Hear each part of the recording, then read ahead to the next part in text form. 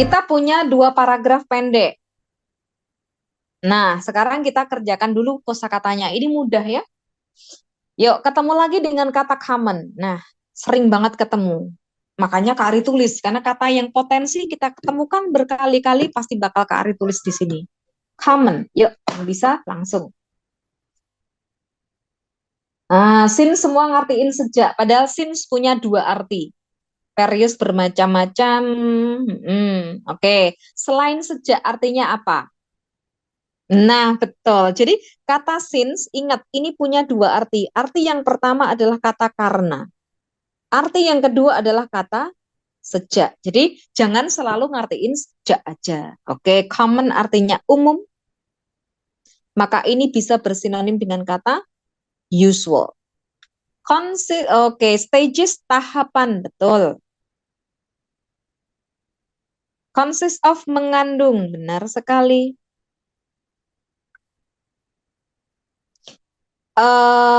Ini lebih pasnya terdiri dari gitu ya. Apa bedanya since, because, and yet sama artinya karena? Oh, boleh-boleh sebentar nanti. Ini bermacam-macam.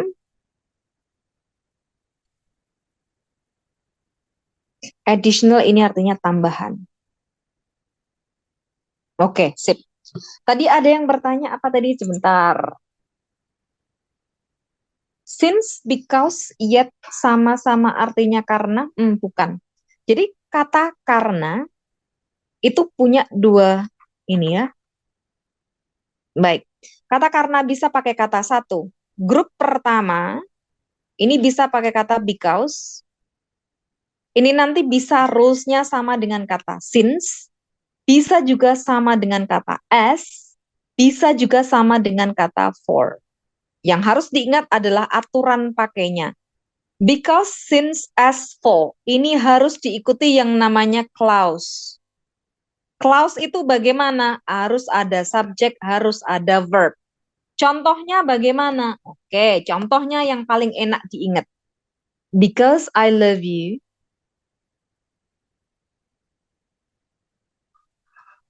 I'll do anything. Gombal banget kan?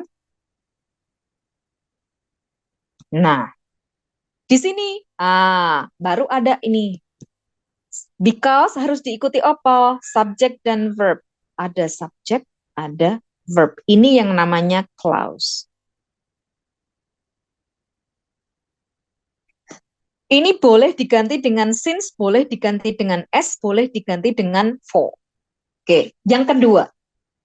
Yang kedua, kita punya grup yang lain lagi. Kita punya kata because of. Sama kata yang ini, due to. Ini juga artinya karena. Tapi aturan pakainya harus bagaimana? Harus diikuti yang namanya noun atau noun phrase. Contohnya bagaimana? Contohnya gini. Dari konteks yang sama, because I love you, harus diikuti oleh yang namanya frasa benda. Because of my love, I'll do anything. Nah, di sini kalian sudah menemukan yang namanya ini loh, ini namanya adalah noun phrase. Frase kata benda, cintaku. Jadi ini berfungsi sebagai kata benda. Itu bedanya. Nah, terus apalagi bedanya sama kata yet? Oke, kata yet itu bukan karena. Tapi yet itu artinya sama dengan but. Artinya tapi atau namun. Jadi ini dekat dengan kata however. Oke, itu ya. Nah, ini penjelasan grammarnya. Iya, jutu juga, betul. Oke, penjelasan grammar tentang bedanya kata because, since, as, for. Nah, ya. Jadi kata since jangan selalu diartikan sejak. Bisa jadi ini artinya karena. Yuk, kita masuk ke teksnya. Pertanyaannya adalah, waduh ini lupa ini Kak Ari kok panjangin ya. Jadi agak ketutup, agak nggak jelas nih. Oke, nggak apa-apa. What is the main idea of the passage. Yuk, siapa yang sudah bisa menemukan ide pokoknya? Cermati dulu paragraf 1. Baca kalimat pertama paragraf 2. Gitu ya. Oke, kita artikan bareng-bareng paragraf 1. Yuk, ikuti cara Kak Ari ngertiin biar nanti kalau ngertiin sendiri jelas. Common type, tipe yang biasa dari kalender. Bisa didasarkan pada matahari atau bulan. The solar calendar. Oke, kalau ketemu kata solar. Solar ini artinya surya atau matahari. Jadi kalender matahari didasarkan pada tahun matahari. Berarti paragraf 1 bicara tentang adanya kalender. Ada 2 macam, surya atau apa gitu ya. Since the solar year. Nah, di sini kata since bukan sejak, tetapi di sini artinya adalah karena. Karena tahun matahari itu adalah 365, hari panjangnya, solar calendar, kalender matahari terdiri dari tahun regular, tahun yang biasa, yaitu jumlahnya 365 hari, dan punya satu ekstra hari setiap 4 tahun, atau leap year. Yang nggak tahu kata leap year, ini bisa disimpulkan dari sini, yaitu tahun yang setiap 4 tahun sekali. Maka ini disebutnya adalah tahun kabisat. To make up, untuk menutup ketambahan jumlah pecahannya.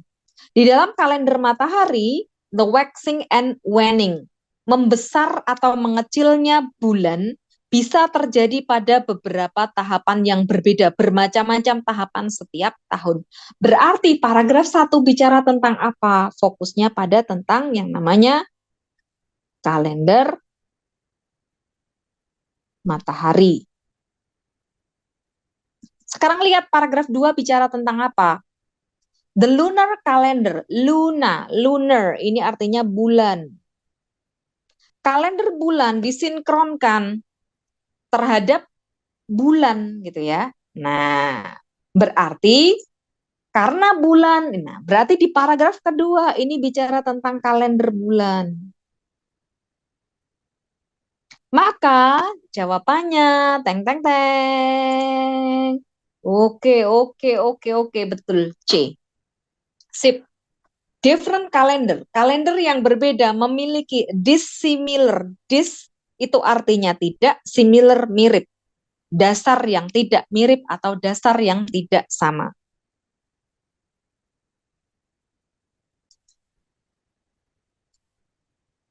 Oke, betul. Nomor 1 jawabannya C.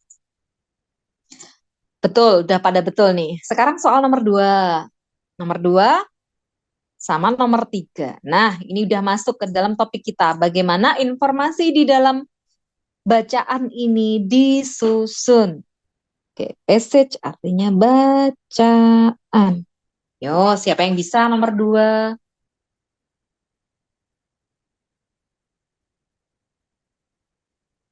Oke, 2 tipe kalender dideskripsikan. Betul sekali, ini jelas. Nomor 3. Nah, pada benar semua ini berarti sudah bagus nih. Yuk, sekarang nomor 3. The author begins. Begins ini sinonim dengan kata start. Mulai present the idea, menyampaikan idenya, menyampaikan ide. Di teks dengan cara apa? Jadi di paragraf 1 ini fokusnya karena ini mulai gitu ya. Berarti kita fokus di paragraf 1 aja. Paragraf 1 tadi isinya apa? Paragraf 1 itu isinya menjelaskan tentang kalender matahari. Maka jawabannya adalah explaining a certain type of a calendar. Betul sekali. Maka jawabannya A. Certain ini artinya tertentu. Menjelaskan sebuah tipe kalender tertentu. Comparing, membandingkan. Proposing, mengajukan teori. Demonstrating, menunjukkan. Giving information, memberi informasi. Oke, sip. Cepet banget nih. 1, 2, 3, gampang. Sekarang